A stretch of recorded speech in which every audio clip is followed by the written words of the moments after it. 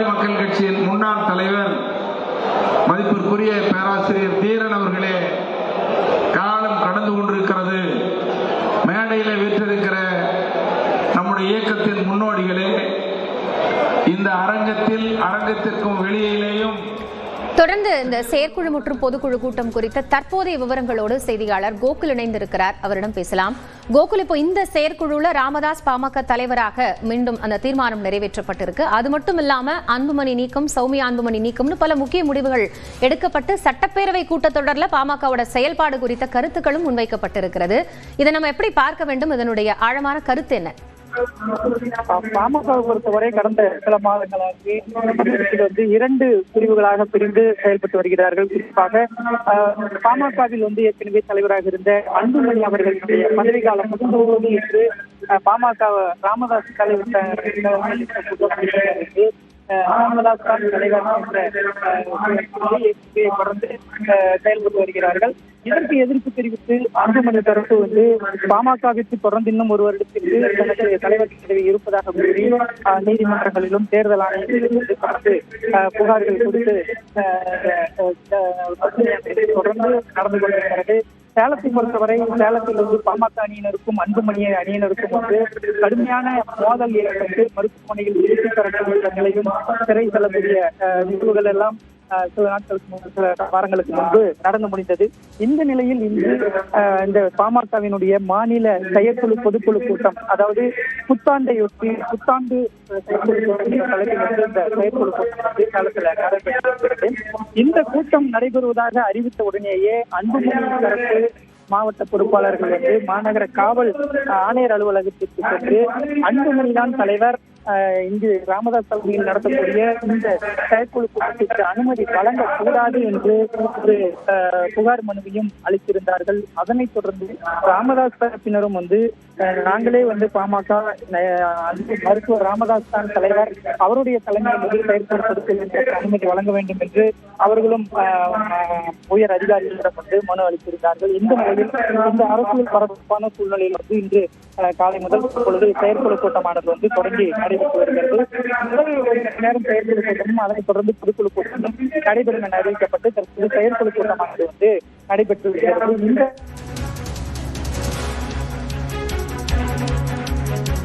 கோகுல், நீங்க தொடர்பில் இருங்க, நம்ம பேசலாம். தற்போது செய்தி அறையில் இருந்து நெறியாளர் தேவப்பிரியன் இணைகிறார். தேவப்பிரியன், இப்போ இந்த கூட்டத்தில் பல முக்கிய விஷயங்களை பாமக தரப்பிலிருந்து கருத்துக்களாக முன்வைக்கப்பட்டிருக்கு அப்படின்னு பார்க்கலாம். மிக குறிப்பா RSS பேசியிருக்கக்கூடிய ஸ்ரீகாந்தியினுடைய கருத்து அப்படிங்கிறது கூட்டணி தொடர்பான ஒரு நிலைப்பாட்டை நமக்கு சமிக்கையா உணர்த்துறதா இருக்கா? எப்படி பார்க்க வேண்டும்?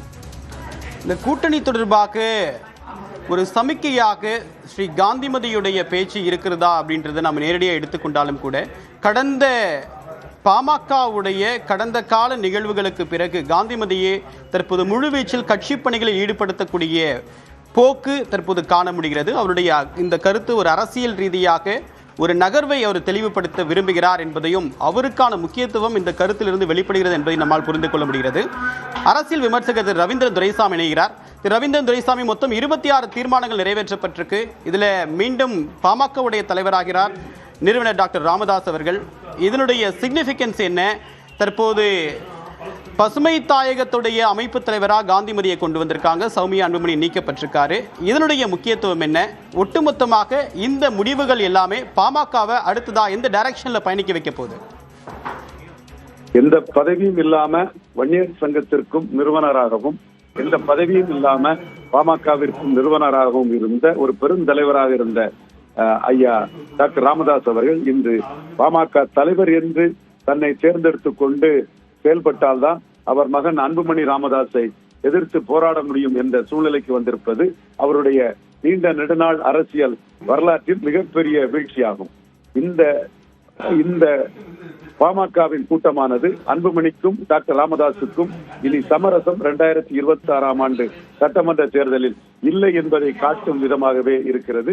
இந்த போர் என்பது அன்புமணி, சௌமியா அன்புமணி ஒரு பக்கமும், டாக்டர் ராமதாஸ் அவருடைய மகள் காந்திமதி பரசுராமன் அவர்கள் ஒரு பக்கமாக நின்று நடைபெறக்கூடிய ஒரு போராகத்தான் இது அறியப்படுகிறது. ஏற்கனவே அரசாங்கம் இருந்தவரை தர்மபுரி மக்களவை வேட்பாளராக அறிவித்துவிட்டு இறுதியில் சௌமியா அன்புமணி வேட்பாளரானது டாக்டர் ராமதாஸ் அவர்களால் ஏற்றுக்கொள்ள முடியவில்லை என்பதை இப்பொழுது அவருடைய நடவடிக்கைகள் மூலமாக நாம் அறிய முடிகிறது. குறிப்பா சௌமியா அன்புமணி அவர்களை பசுமை தாயம் பொறுப்பிலிருந்து நீக்கியது அதனை தெளிவுபடுத்துகிறது. இதில் இருவரும் எப்படி கூட்டணி அமைக்கப் போகிறார்கள், இருவரும் எப்படி எடப்பாடி பழனிசாமியின் அரசியல் நகர்வுகளை செய்வதில் எடப்பாடி பழனிசாமி மிகவும் சமர்த்தர், அவர் மிகப்பெரிய ராஜதந்திரி என்பதை நிரூபித்ததனாலதான் ஒற்றை தலைமையாக ஓபிஎஸ்ஐ நீக்கி டிடிவி சசிகலா அவர்களை முறியடித்து இந்த அரசியல் களத்தில் நிற்கிறார். இந்த இருவரில் யாரை எடப்பாடி பழனிசாமி தன்வசப்படுத்த போகிறார், அது இன்றைய நன்மை எதிர்கால நன்மை இதையெல்லாம் கருத்தில் கொண்டு எடப்பாடி பழனிசாமி எப்படி செய்ய போறார் என்பதை நாம் பார்க்க வேண்டும். இவர்களுக்கு 2 பேருக்குமே இருப்பது எடப்பாடி பழனிசாமி ஆப்ஷன் தான்.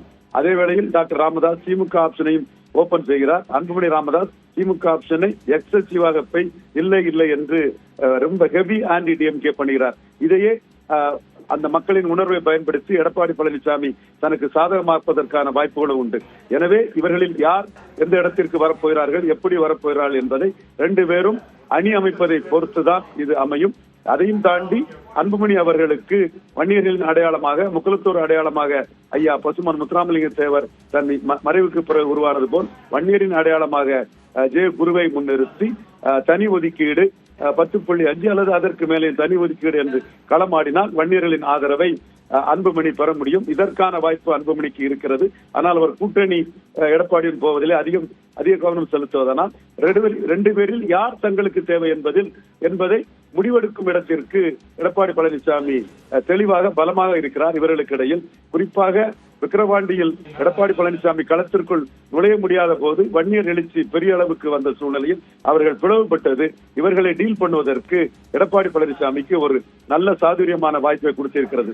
திராவிட முன்னேற்ற கழகத்தை பொறுத்தவரையில் அவர்கள் வெற்றி கூட்டணியான திருமாவளவனுடைய தொடர்பார்கள் எப்படி கூட்டணி அமைக்கப் போகிறார்கள் என்பதை பொறுத்து, எப்படி தேர்தலை அவர்கள் 2026 சந்திக்க போகிறார்கள் என்பதை பொறுத்து இருவரில் யார் பெரியவர் என்று நிரூபணமாகும். ஆனால் இன்றைய தினம் அதிக நிர்வாகிகள் அன்புமணி பக்கம்தான் இருக்கிறார்கள் என்பதும் தெள்ள தெளிவு.